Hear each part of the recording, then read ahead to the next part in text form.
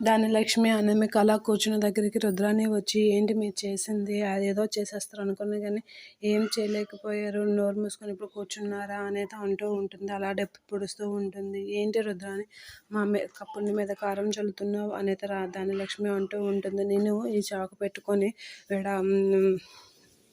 విడిపోదాం అనుకున్నాను, మా ఆస్తి మేము పట్టుకొని వెళ్ళిపోదాం అనుకున్నాను అనేది అంటూ ఉంటుంది. ఏంటి నువ్వు విడిపోదాం అనుకుంటున్నావా? ఆస్తి పట్టుకొని వెళ్ళిపోదాం అనుకుంటున్నావా?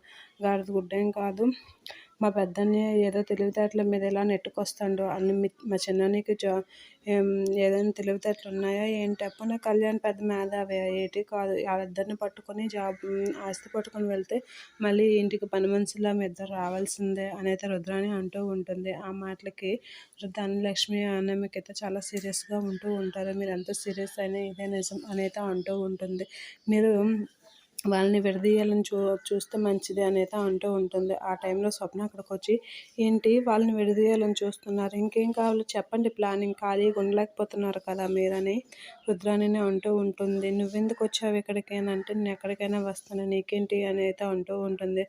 ఈసారి కానీ మా కావ్య మీదైనా వాళ్ళ అత్తయ్య మీదైనా ఏవైనా చాడీలు చెప్పారనుకో, మీ బండారం బయటపడతానని అయితే రుద్రానికి వార్నింగ్ ఇస్తూ ఉంటుంది స్వప్న.